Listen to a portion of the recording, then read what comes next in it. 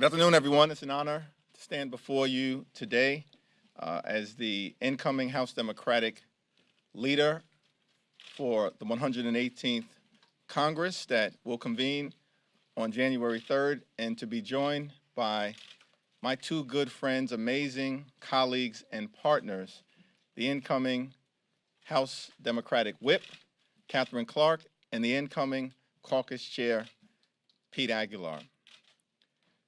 Let me first begin by just expressing my heartfelt thoughts and prayers for the family of Don McKeachum.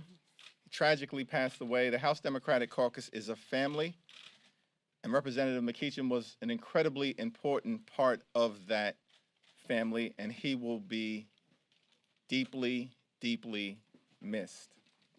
I also want to convey my thanks to Speaker Nancy Pelosi, an extraordinary speaker for the ages, who has delivered so much for so many over such a significant period of time. Our caucus is better, our country is better, the world is better because of Speaker Nancy Pelosi's incredible leadership. I also want to thank our current House Majority Leader, Steny Hoyer, and our current House Majority Whip, Jim Clyburn, for their incredible friendship, mentorship, and support for all of us along this journey from the very beginning of our arrival in the Congress. We stand on their collective broad shoulders, building upon the incredible work that they've done, excited about the opportunities to advance the ball for everyday Americans as we move forward into our future.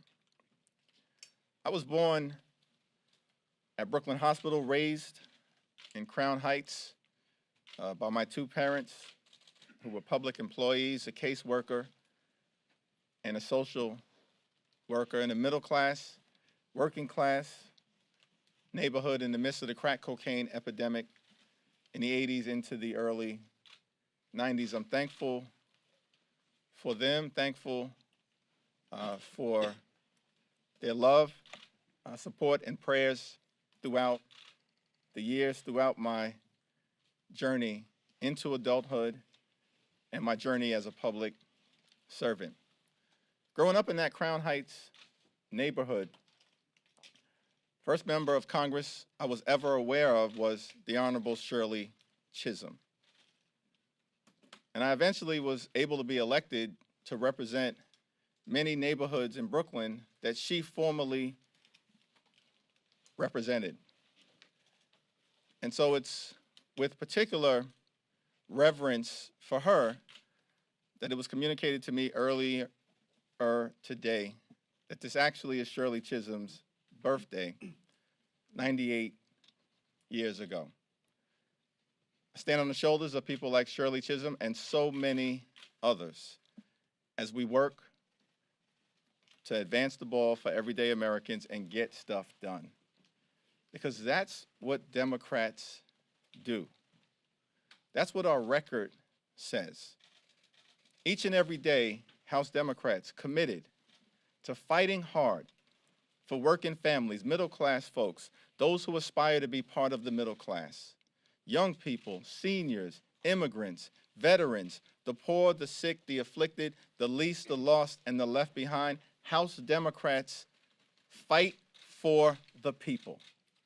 That's our story, that's our legacy, that's our values, that's our commitment as we move forward. Get stuff done.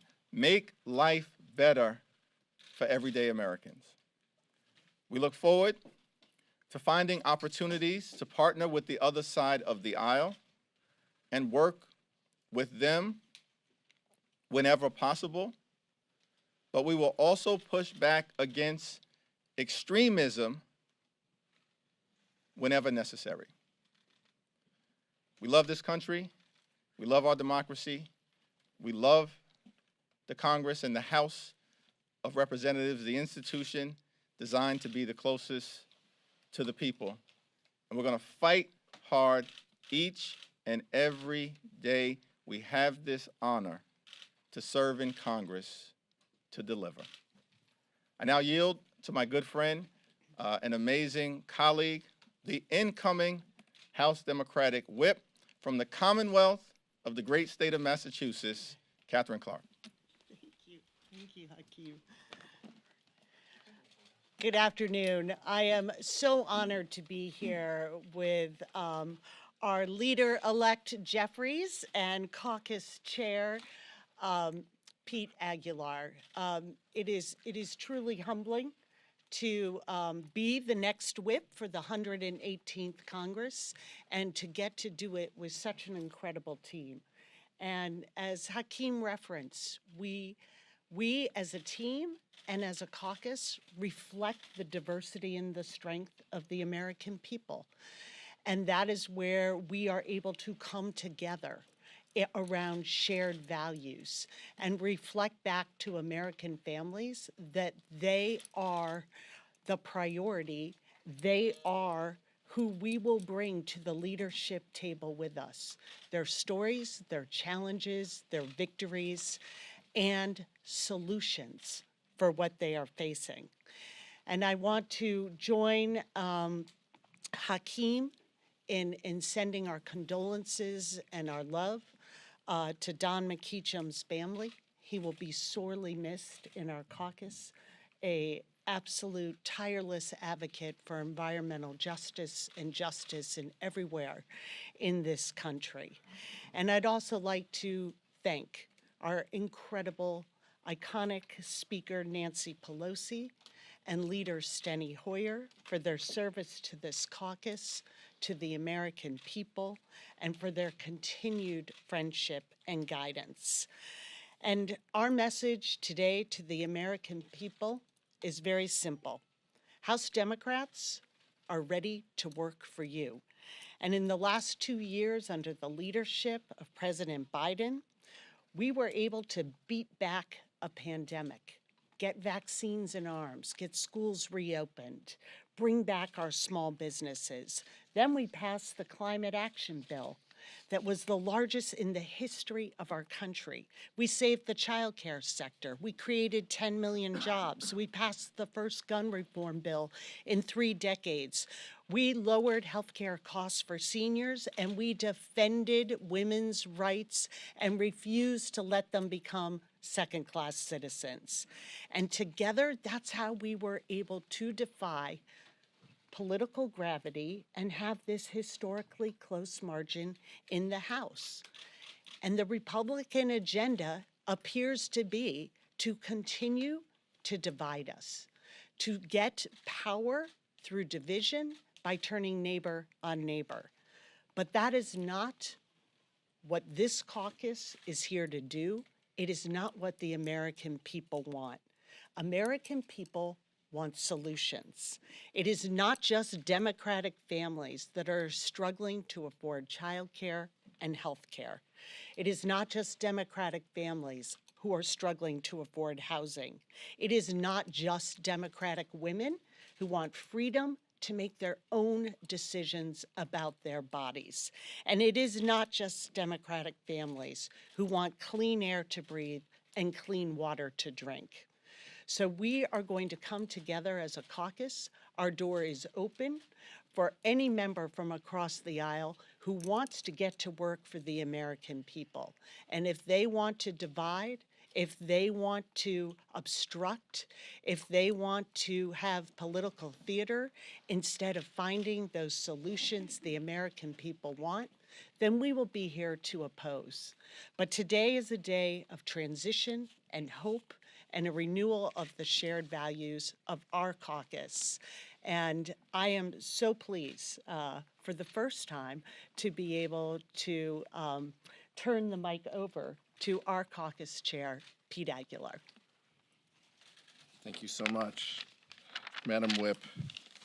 Do I wait until next year to start that? I'm just going to do it. I'm just going to do it now. Thank you so much to my good friends, Catherine and Hakeem. And you guys know that when we say those terms, we don't always mean it. But it's absolutely true. These are good partners, good friends, and I look forward to working with them in the years to come. Everything that Leader Jeffries and Whip Clark stand for is exactly what the Democratic Caucus has been advocating and will continue to protect: individual freedoms, health care. Those are going to be the things that we continue to support, and that we continue to push back on the other side as they attempt to erode the agenda that we have accomplished over the last few years. It's not lost on me what my election means for my community, for the Latino community. Being a kid from San Bernardino, having an opportunity to help guide this caucus is a great responsibility, and I don't take it lightly. What we're fighting against is this MAGA extremism, and we heard loud and clear this election from the American public that they want us to work to get things done for them. They want us to reduce the costs that they have, and they want us to stamp out extremism in every form. And so that's going to be our mandate. Unfortunately, there's folks who, on the other side of the aisle, who go to white nationalist conferences and come from the most far-right corners of the country. And we're going to have to continue to push back against those ideas as well.